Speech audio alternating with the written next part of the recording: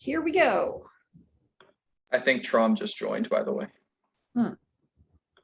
Then when he gets on, let him know that it's being recorded and you're ready to go. All right. Hi, Dr. Trom. Can you hear us okay? Yeah, I can hear you okay. Did everybody get the grading rubric? Who needs it? Yep. Oh, good. Okay. And then Dr. Chesney is recording it already, so we can begin. All right. Then we'll go ahead and get started. Yeah. So hello, everyone, and thank you for coming. We will be presenting our heliostat design, the STAR, also known as the Staggered Tracking Actuated Reflector. We are Group 5, and our members consist of Danish Hashim, Jessica Lee, Carrie Ann Liu, Daryl Miharis, myself, Adam Pooley, and John Roberts. So our presentation today will start off with the motivations that guided our design decisions, a general overview of the product, a detailed description of each subsystem, including the reflection, structure, driver, and controller subsystems, followed by a breakdown of our product's cost and a final summary. So overall, our customer needs challenged us to create a new heliostat design that is smaller than commercially available models. Some specific customer needs that we prioritized were eliminating shading between adjacent reflectors, utilizing high optical efficiencies, and minimizing cost when possible. To help us guide our creative design process, our team created a hedgehog concept that best encapsulates our strengths, passions, and priorities. We believe that one of our strengths is our attention to detail, which allows us to pursue in-depth analysis into our designs and feel confident in their performance capabilities. We are passionate about considering unique solutions to complex problems, and our priorities were to maximize profit per unit power and minimize the cost of the module infrastructure. These factors contributed to our overall hedgehog concept of using meticulous research into the use of unordinary materials and innovative ideas to guide our design process of the STAR. So this is the overview of our product, the Staggered Tracking Actuated Reflector. It features 4 reflectors arranged in 2 staggered rows mounted on a steel structure. Each reflector is 1.25 meters long, 0.2 meters wide, and 3 millimeters thick. Each reflector individually rotates its elevation angle, and the entire upper module rotates its azimuth angle, effectively providing 2-axis tracking for each reflector. Each actuation axis is belt-driven by a NEMA 17 stepper motor, and the module is controlled by an ESP32 microcontroller secured in the electrical housing that is attached to the main rod. To have a better sense of scale for these pictures, the module is 2.5508 meters long, 0.543 meters wide, and stands 0.385 meters above the ground. And then the main rod is secured in concrete with a depth of 0.3 meters below ground. So now we will begin going into the details of the design choices and features of each subsystem. We defined each subsystem by grouping parts together by their similar function in the total module. For instance, the reflection subsystem provides the reflective surface area. The structure subsystem serves to support the module and resist environmental forces. The driver subsystem actuates our axes of motion, and the controller subsystem intelligently controls each actuator. So to start on the reflection subsystem, I will hand the presentation over to John Roberts. Okay, so our reflection subsystem, some key dimensions and factors of it. It has a width of 1.25 meters and a height of 0.2 meters. And these dimensions were chosen in order to reduce the shading distance that is required between the rows of mirrors in order to get a more compact and efficient design. A smaller height reduces the amount of shadow it casts, while the width ensures that there's still a lot of reflective surface area pointing towards the tower. The glass on the top is a 3 millimeters thick, and it is a silver-backed glass that generates a reflectivity of 0.95. The mirror surface glass is connected via a contact adhesive epoxy to a backing of southern yellow pine wood that is a 1/2 inch thick. This wood backing was determined by using an Ashby plot, and the factors of the Ashby were a strength factor that was calculated via the wind forces that would be acting on the reflective surface, and factors such as weight and cost per unit volume as the other axis for comparison. Wood ended up being the best option of them that met both the strength factor and the low weight and low cost factors. Yeah, so continuing on to the next slide, going into how it attaches to the module itself. Angle brackets, 4 of them, are used to connect the reflective subsystem to the rest of the module. These brackets are arranged in sets of 2 that are back to back in order to create a 1/2 inch thickness on the support rod, while still creating a lot of connected support area on the wood backing itself. They are connected into the wood backing via 1/2 inch long number 4 screws that are embedded 1/4 inch into the wood and give a total amount of threads engaged into it of 5. They are positioned where they are in order to provide the most stability, because bending moment analyses were taken into account to make sure that only having the support rod go halfway wouldn't create too much of a bending moment for the rest of it that hangs off, while also reducing the amount of material that is being used there in order to save a bit of cost.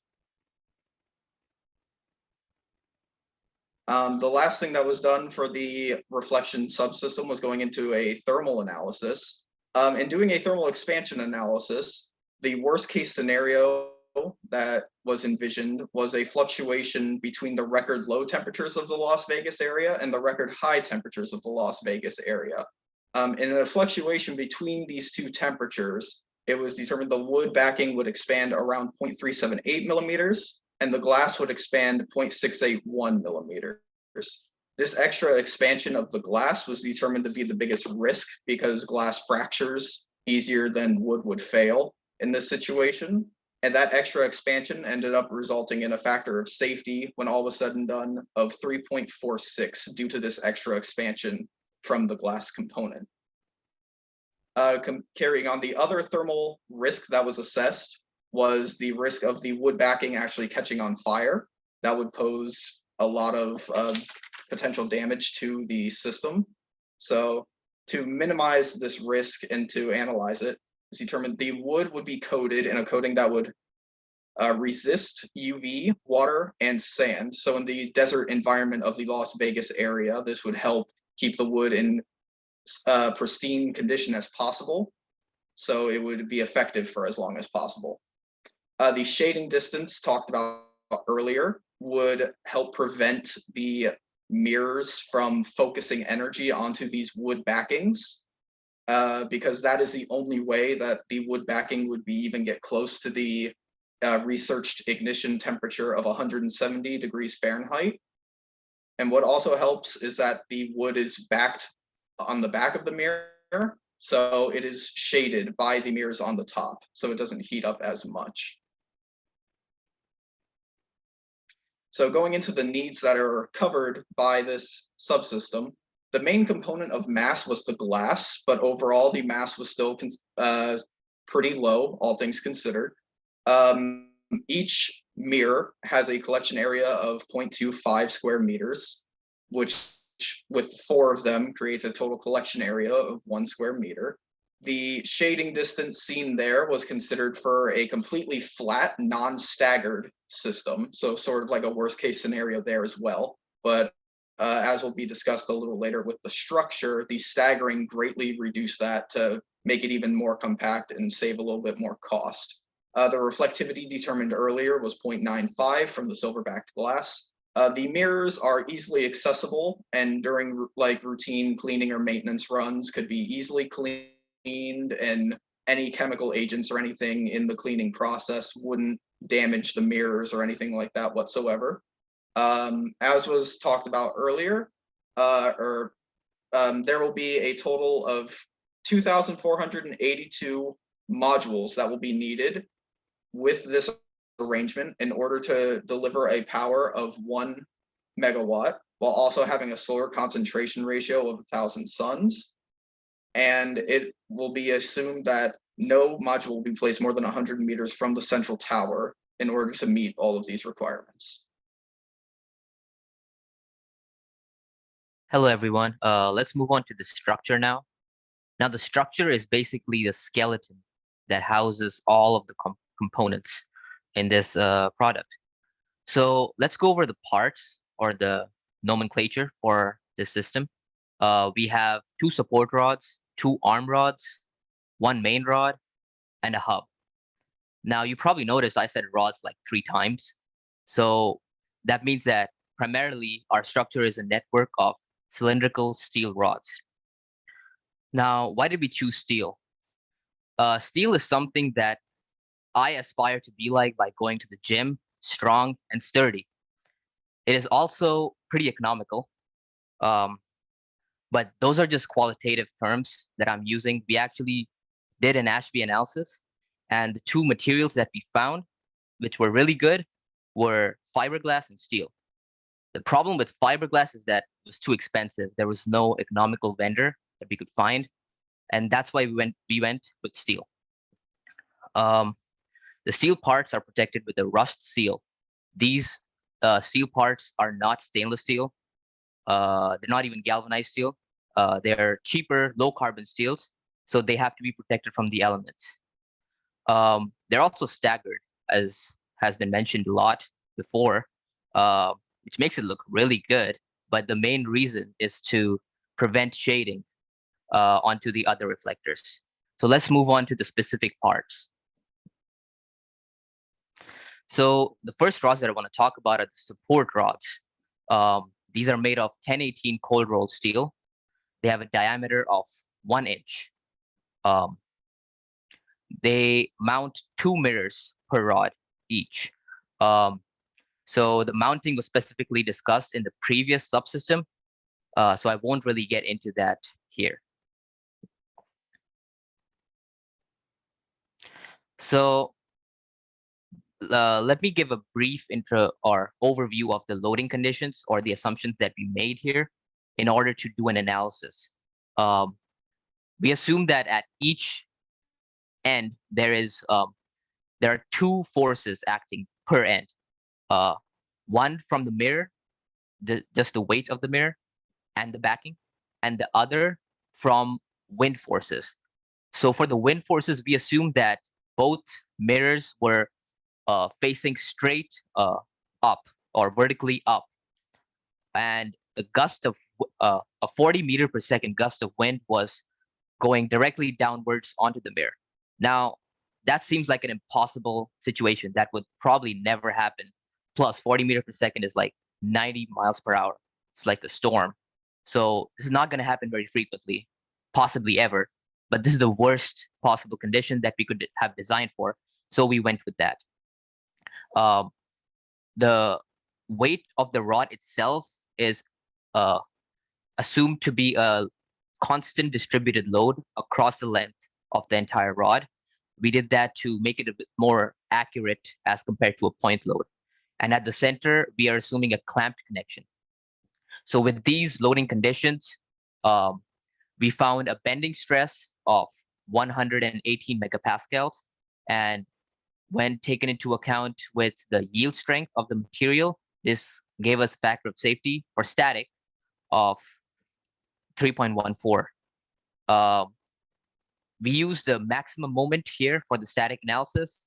We can also do a minimum moment by neglecting the wind forces, and using the maximum and minimum moment, we can do a fatigue analysis, which we did for infinite life using the endurance limit, and we got a factor of safety of 2.43. Finally, for this rod, we also calculated the maximum deflection using simple beam deflection formulas, and we got 6.47 millimeters. Now let's move on to the arm rods.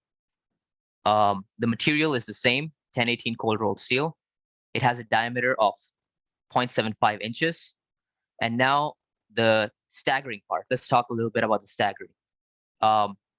So staggering in general, it makes the module footprint area smaller. This saves us money because we're using smaller rods now. And it, to be honest, it also makes it look pretty good. It looks kind of sick to me. It looks like a satellite. I really like that personally. So why did we choose 30 degrees? It looks like a nice round figure that just dropped out of the sky, but I promise that it didn't. We did some trigonometric analyses using the lowest position of the sun, which was about 10 degrees to the horizon, and we found that at 30 degrees, when we design the rods like this, not only do we prevent shading from the front mirrors to the back ones, but also the rods are short enough that they don't experience a very large moment towards the center, which is, or at the hub connections, which would make us make the rods fatter or thicker. So we ideally want it to be horizontal to make it easier to design, but if you make the rods completely horizontal, then its module is super large and kind of want to make it compact. So we staggered it at 30 degrees. Now moving on to the analysis, the loading conditions were kind of interesting for this one. So the R1 that you see on the right side of the figure are the same ones from the previous rod analysis. They've been broken down into the axial and transverse components. So has and that's the same for the mass of the rod or the weight of the rod. The axial component is the mg sine theta you see in the center, and the transverse component is broken down again into a distributed load. We're assuming a clamped connection at the hub or at the center. So now using these loading conditions, we did similar analyses as the last rod, and we got a static factor of safety of 3.27, a fatigue factor of safety for infinite life of 2.61, and an axial deflection of 7.8 times 10 to the negative 7 meters, and transverse deflection of 4.18 times 10 to the negative 4 meters. Now on to the main rod. The material is the same, 1018 cold rolled steel. It has a diameter of 1 inch. It has a total length of 0.4454 meters, and of that, 0.2 meters is underground,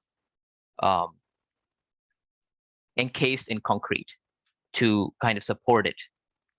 This main rod defines the azimuthal axis of the entire module. I kind of want to touch on why we actually raised the whole system, the whole product up from the ground. It would have been very simple to, put a few panels of glass on the ground and call it a day. It would have saved us a lot of time, a lot of analyses. But we chose to raise it to account for, well, all the little critters that like to, burrow inside little our casings, our electronic housings, termites, rats, I don't know, gerbils, rabbits, whatever you see in the desert. Well, it looks nice too. That's just a personal preference. But it also protects it from sand and dirt a little bit better. Next slide, please. So let me describe the loading conditions. For the loading conditions, we assumed that all the mirrors were facing to the side exactly, completely parallel to the ground. They were facing that way, and all 4 of them were being hit with 40 meter per second gusts of wind. Again, an unlikely scenario, but it could happen. It's the worst case scenario, so we designed for it. We also assumed that the wind was also acting on the rod itself, and that is also assumed to be a distributed load along the length of the rod. Now, using these loading conditions, we found the static factor of safety to be 2.77, the factor of safety for infinite life to be 2.01, and the maximum deflection, which happens at the top, to be 8.48 times 10 to the -4 meters. I also want to briefly touch on the hub. This is the connecting point for the arm rods, and this sits on top of the main rod and rotates around it. It rotates around it via nylon flange sleeve bushings. I'm sorry. It doesn't fly off the top because it's held down by a screw cap, and it's mounted on the bottom by a welded pulley, which will be discussed later on for the driver. It is cut from the same material, cold rolled steel, 1018 cold rolled steel, but from a flat bar this time, and it has welded connections for both arm rods. Now, just a brief summary. This touches upon a number of customer needs. This was encapsulated by the structure. We managed to reduce the module footprint area, and this can be seen as a ratio from between the module footprint area and the total reflection area, and we reduced it to 1.39.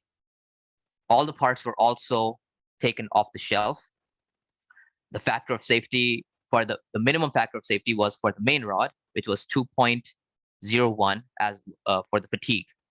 The operating life, we were told that it has to be more than 20 years. We designed it for infinite life, so I guess it's never going to break. No matter what you do to it, it's probably going to last forever. Maybe until the sun expands. Probably not, but at least for 10 to the 6th number of cycles, which if we see the loading conditions as described, like once a day, that will be for 2,400 years. We also did a quick thermal factor of safety, analysis. This was just comparing the melting temperature of the steel to the maximum temperature in Las Vegas. So the next subsystem being presented is the driver system. The left image in the slide shows the subsystem attached under the reflection subsystem, which is secured by an M3 0.5 millimeter, 8 millimeter hex screw. The range of motion for the elevation is -60 to 120 degrees, thus allowing for an elevation range of 180 degrees. The right image shows the driver subsystem attached to the main rod hub, and it allows for azimuth rotation from 0 to 270 degrees.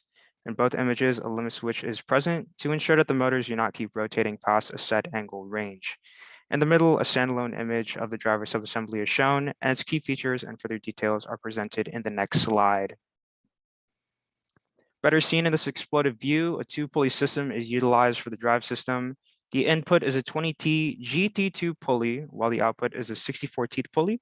This results in a gear reduction and an overall gear ratio of 3.2 to 1. A GT2 timing belt wraps around the 2 pulleys and meshes via its teeth. Over time, the timing belt could stretch out and lose the desired tension in order to properly function. A spring-loaded tensioner helps ensure that the timing belt does not slack. The motor chosen was a NEMA 17 stepper motor with a holding torque of 0.5 Newton meters.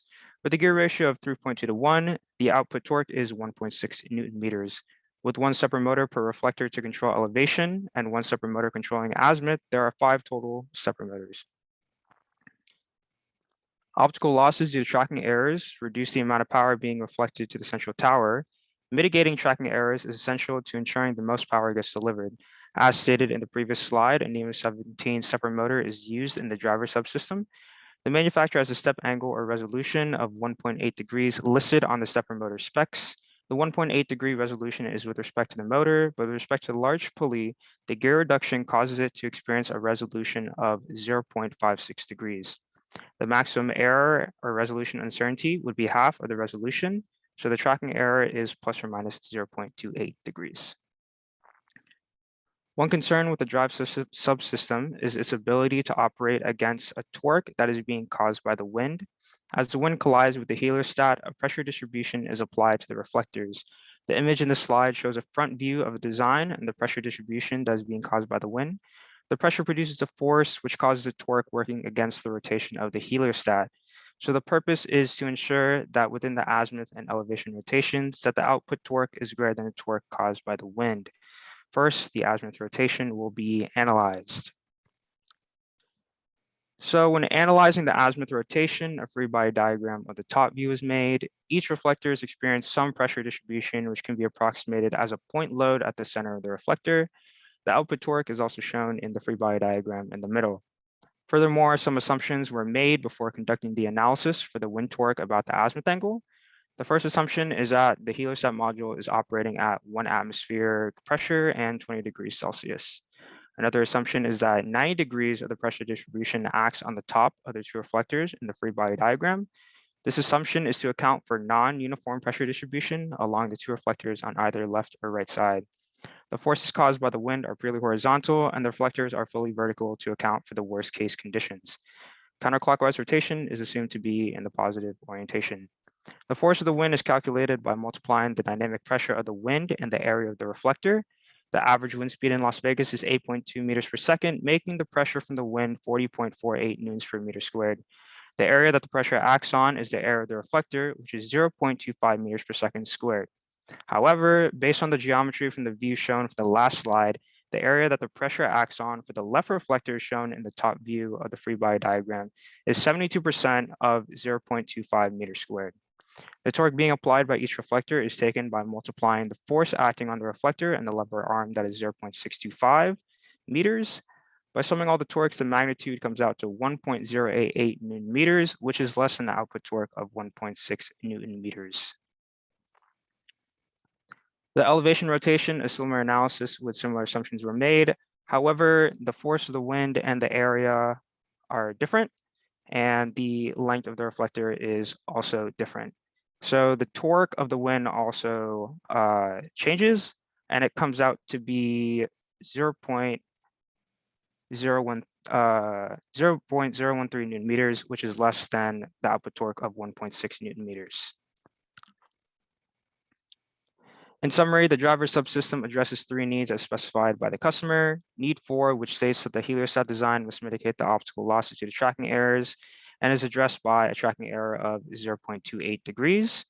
The ability to track the sun throughout the day is addressed by having separate motors that have a range rotation value greater than or equal to 180 degrees. And to ensure that the heliostat unit or reflector rotates independently from other units, each reflector has its own separate motor to rotate about the elevation and azimuth. Finally, we have our controller subsystem, which is mounted at the bottom of our structure using an M3 bolt on top and a zip tie that wraps around our steel rod at the bottom. The housing is composed of 2 separate pieces, which are also secured together with zip ties for cost efficiency. And the housing is made up of polycarbonate, which is manufactured using injection molding for cost efficiency as well. And also, so not to block the Wi-Fi signal with the SP32. The inside the housing unit consists of an ESP32 microcontroller, which has Wi-Fi capabilities in order to access database on the sun's position, and then 5 separate motor drivers for each of the motors outside of the housing. These drivers convert the pulse signals sent from the controller to an appropriate voltage for precise positioning of the motors. The next slide. When working with electronics, overheating is always a concern, especially in the environment of the hot desert of Nevada. And so the first step was to analyze the power consumption of each electronic. With 5 separate motor drivers, it was found that 80 watts was consumed, and for one ESP32, it was 0.792 watts. This led to a total power consumption of 80.8 watts. Separate motors are known to be quite efficient, and so only a 10% of that power was lost to heat, which equates to 8.08 watts. moving on to the heat transfer analysis, it was found that the power was equal to the heat rate of convection and radiation, but the conduction was found to be negligible at first because of the conductivity of polycarbonate. When we look at the heat rate equation, the convection heat transfer coefficient was assumed to be for free convection of air. And so this was an approximation calculation. And then area was the total area of all the electronics, but only on the top surface level, because the bottom was mounted to the housing itself. The ambient temperature was taken to be the average temperature in Vegas in July, which is the hottest month of the year. And then the epoxy resin material property emissivity was taken into account because that is the outer layer of printed circuit boards. And so this led to a surface temperature of 434 Kelvin or 322 degrees Fahrenheit. Unfortunately, this was found to be greater than the maximum operating temperatures of both the ESP32 and the driver, which would lead to a failure of the electronics. However, we do have a solution. Our solution would be to include standoff spacers underneath the mounting holes, which would increase the area of the electronics in contact with the fluid, and it also reduces the surface temperature to 280 degrees Fahrenheit. And then we would also add a ventilation path in the design of the polycarbonate housing with downwards pointed ventilation slots, which still protects the internal components from weather, but still produce that flow of air throughout. And so overall, our subsystem controller is pretty cost effective with only $6.09 per module, and it provides autonomy using an ESP32. Okay, and now for the cost breakdown. This is the total cost per module, and it comes up to $244.78. And this cost per module is based on the entire field. So this cost takes into account OTS and modified OTS parts, raw materials, manufacturing and assembly labor costs, and energy consumption.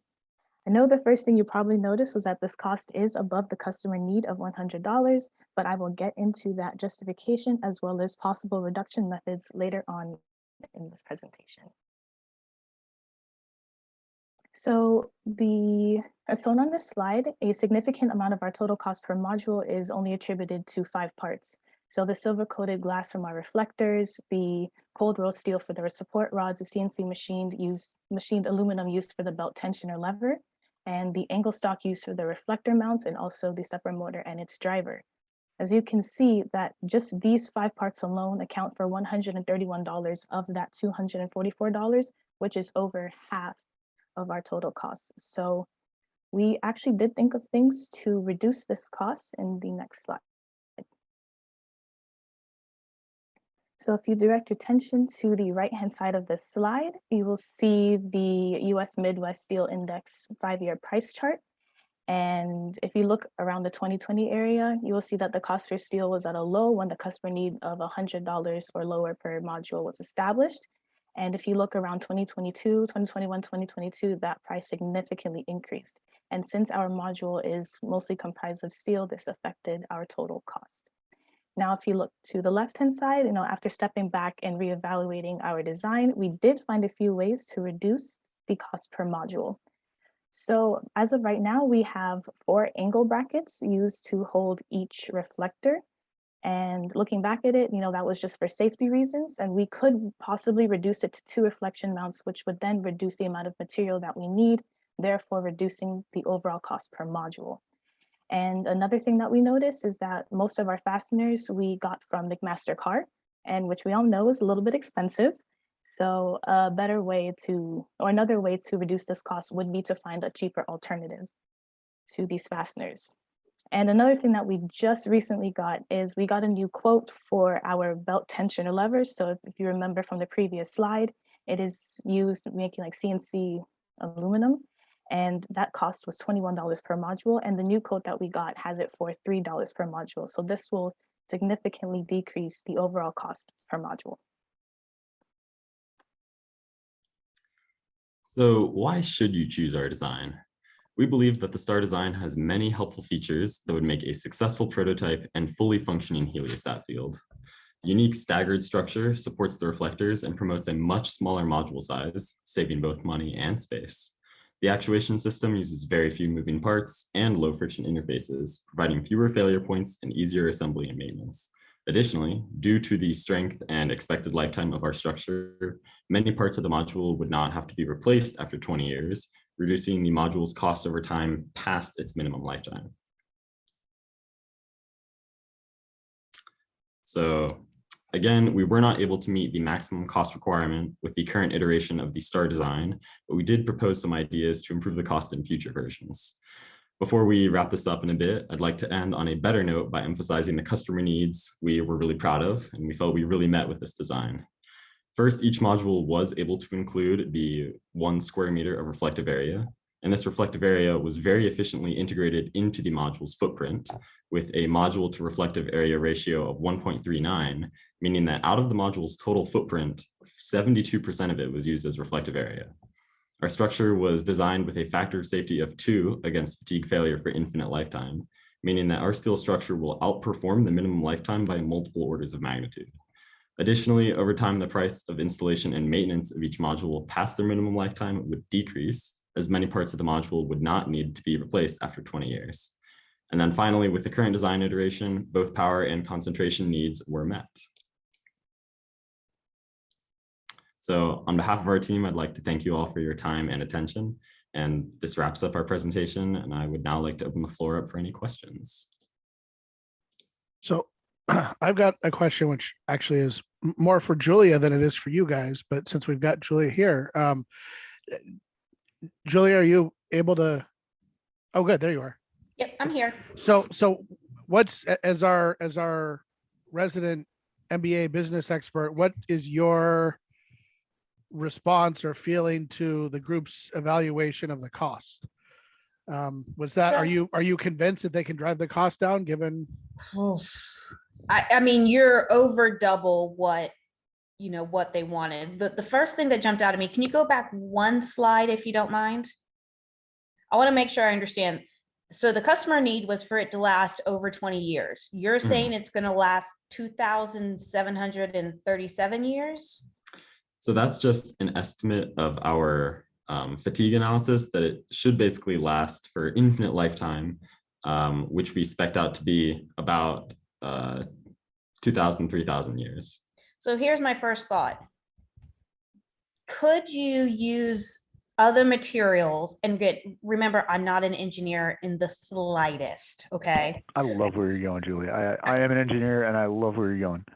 Could you use different materials that, yeah, you would eventually have to replace it, but in 2,700 years, this technology, I mean, think about what technology was 2,700 years ago. Probably in 20 years, this technology is going to be obsolete.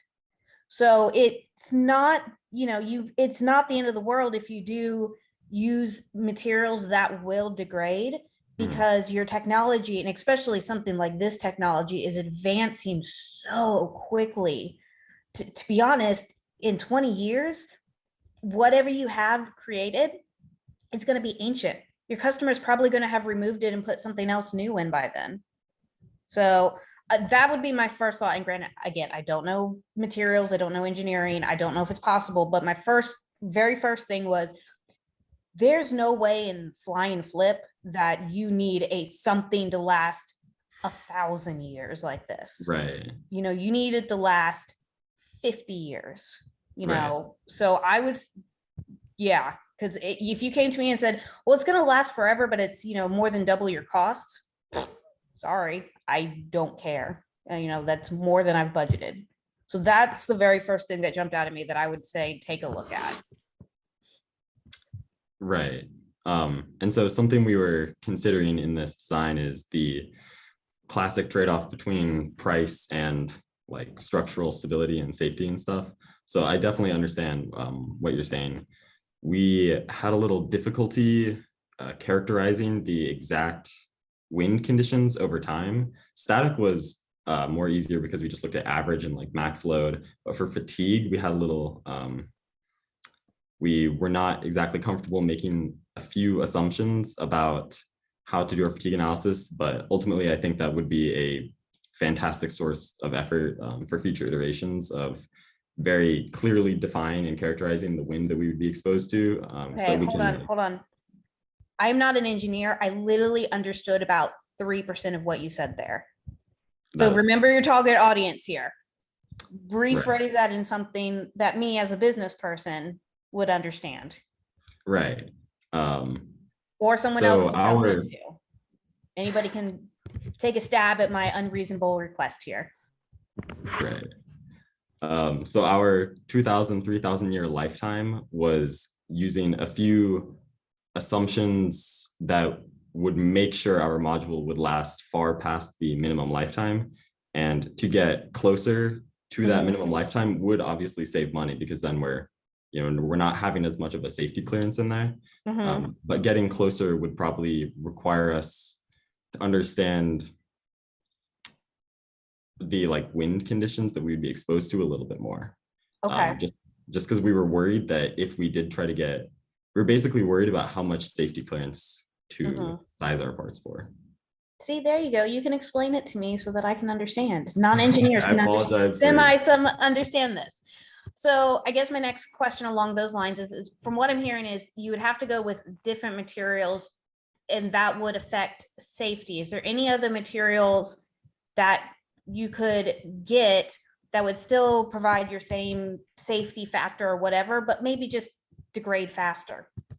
So I'll answer that by saying that most of the material selection that was done for our module was done via Ashby charts, which essentially in non-engineering terms is you calculate a strength that causes the material to fail. Okay. And you compare that with some other, that strength factor would be on the y-axis of a plot. And then you compare that with a factor like density, which would essentially be weight, how heavy it is, or maybe cost. That would be on the x-axis. And then throughout the plot on various X and Y's are different material points and things like that. So if they're below a certain calculated strength threshold that you need, it's considered not usable because it won't be safe, or if it's way out on the X-axis, it would be oh, well, this one could be hyper expensive, even though it could potentially be safer.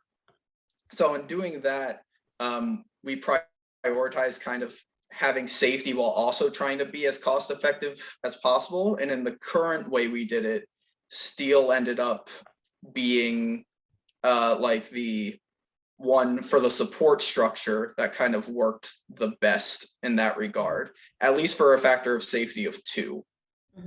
There could probably be some wiggle room maybe for other cheaper materials. Maybe if we went down, instead of maybe having a limit of 2 to maybe a limit of 1 or maybe 1.5, 1.2-ish. But given the prioritization of safety that we had currently, steel was kind of the one that best aligned, because the strength factor we determined from the wind was around 100 megapascals, which on this plot that you can see here would be 100 on that y-axis. And steel was that little clump kind of in the middle in that red square, at least on the left plot. So that was the one that was cheapest and still was above that 100 megapascal limit. So I will leave that part for the actual engineers to comment on, I guess, because even looking at this, yay, pretty colors. But as an investor, I'm just telling you, you come to me with that. I understand safety is high priority and you always want things safe, but I'm not sold. I'm not sold. That's all. I promise I'm nice. I am drinking my coffee from anybody who saw my lectures. But we're good. Starbucks. And one more note on that could also be another way for us to consider in future iterations, reducing that safety clearance and getting cost down a lot, but also be that for the same material, just making all of our rod diameters smaller, because the total strength of our structure is dependent on both like the material properties, but also like how big our supports are. And so we could potentially stick with steel and just get thinner rods that might fatigue after 30, 50 years. And we went with thicker rods that fatigued. Yeah, if you can get something that's going to go after 50 years, again, I would imagine, I mean, the customer says, hey, I only need it for 20 years. So if you can come to me and say, I can give it to you for 30 or 40 years, you're already doubling my expectation, you know, Right. so that may be something to consider. That's a very good point. Thank you. I would like to clarify a little bit on the 2,700 years that was mentioned there. So what we calculated using our fatigue analysis was not particularly the time, but how many loading cycles it takes for it to fracture. So when it says infinite life, that means technically 1,000,000 cycles. Now we assume that 1,000,000 cycles would happen once every day, which I still don't know if that's a good assumption, because that was the worst possible condition. A cycle per One day, cycle not a per day. million per day. Yeah, 1 cycle per day. Yes. I have some comment on your fatigue analysis. I'm sorry to interrupt. So your fatigue analysis comes from the wind situation. And if you consider the wind as a vibration, it's actually not 1 cycle per day. Right. It's not like you have wind blow there constantly, and then at the end of the day, it's gone. And then the second day blow there constantly, and this at the night it's gone. You should consider the wind situation is really a vibration kind of situation. So it's not 1 day, 1 cycle per day. You need to really consider how to do this fatigue analysis. Mm-hmm. And also, when you talk about the fatigue analysis, you said, okay, when the wind is applied on it is the maximum stress of the fatigue analysis, and when the wind is gone, is the minimum stress, then that is considered as the maximum minimum stress of the fatigue analysis. I'm a layperson of the whole thing. I'm not sure if I'm saying everything correctly, but I don't know what is the orientation of your heliostat. Is there a situation that your heliostat, the mirror is oriented in a way that the wind is, one is coming from the front, and the other extreme situation is that coming from also perpendicular to the mirror, but from the back. So you have the maximum tensile stress at a point and maximum compressive stress at that point. So that becomes the fatigue instead of when you have the wind or when you don't have the wind. So it depends on the orientation of the panel and also the wind direction. If you really want to model 2 extreme situations, it should be normal to always, of course, normal to the mirror panel, but one is from the front, one is from the back. So you have tensile, compressive, tensile, compressive, tensile, compressive. This is a fatigue. This is extreme case of fatigue. Right. So if I could chime in kind of on this same subject, although I don't want to beat it to death, but I agree with what Dr. Dong is suggesting about what the fatigue spectrum is actually going to be. But given that what you calculated was a 2,700 year life, and I'll say that Julia, who I think might have dropped off, Julia is absolutely right in picking at that as, you know, why are you exceeding a customer need by a factor of 100, right? That isn't something that looks good, even though conceptually from, again, you know, given the analysis that you did, you're not really driven by fatigue. And so you're showing this very long fatigue life, even though from a strength perspective, you know, you couldn't cut out, you know, 93% of your material or whatever, you know, like it appears from the fatigue analysis. So in a situation like that, you're better off just saying, like what I would write in a structural analysis is my margin is high, and just leave it at that. So it doesn't like draw your eye to it as, wow, why are you way exceeding this one requirement, right? You're sort of naturally drawing somebody's attention to it, and you saw Julia kind of focus in on that, and geez, what is going on with this, and you know, it makes it seem like you way over design your product, even though that's maybe just a consequence of meeting other needs, it's gonna be that high. So in that situation, just say, margin is high and move on.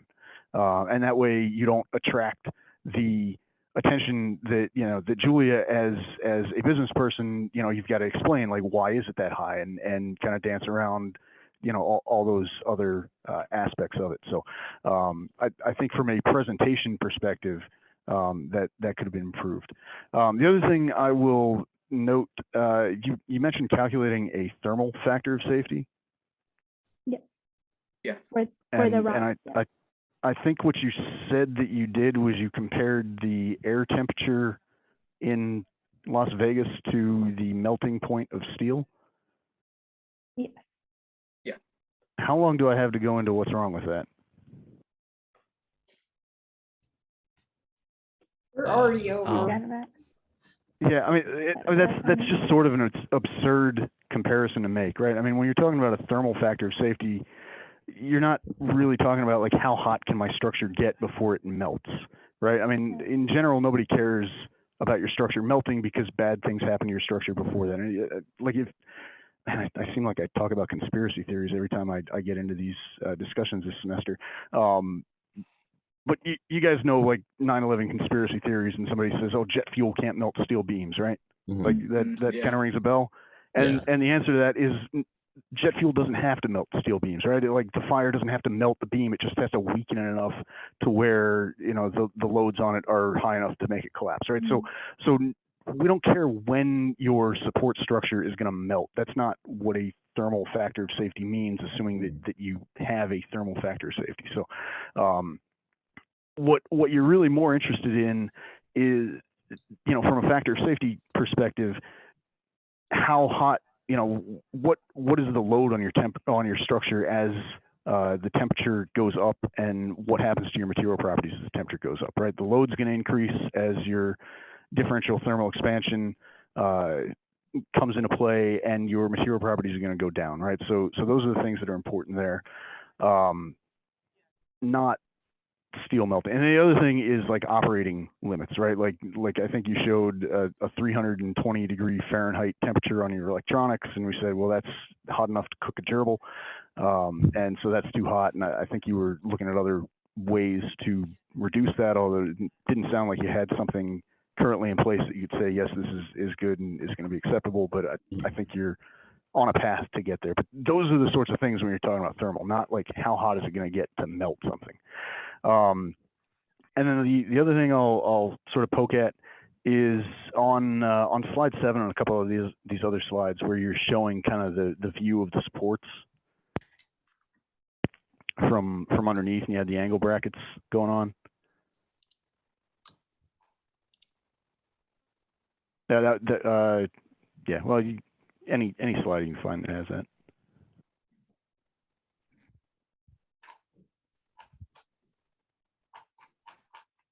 There you go. Right, so you can kind of see that angle bracket over there on the left side of the screen, right? That you're connecting with a single screw to that angle bracket, right? That's not a particularly structurally efficient connection, right? As this thing wants to rotate about that bracket, it would be much better to have 2 screws going, from the forward to back axis, right? So kind of, I know you guys can't see my mouse, but kind of perpendicular to the axis of the mirror. That would be a much stronger configuration. Right. I think I 100% agree with that. I think our thought process was that one of our earlier iterations of the mount was just a single longer mount rather than the 2 angled brackets that are put together. And we had 2 screws there. And so when we split it into 2 separate angle brackets, we just kept the number of screws. But that definitely makes sense. Yeah, I would do that. Let's see, what else had I noted? I really appreciate, I feel like, we've picked on you a lot. I really appreciate you having the customer needs laid out the way you did, and kind of connecting them to, what you're doing to meet them, and doing that in a way that was legible on your slides. That's an important thing to have, and to understand how you're actually going and and addressing each one of those needs. Thank you. Thank you.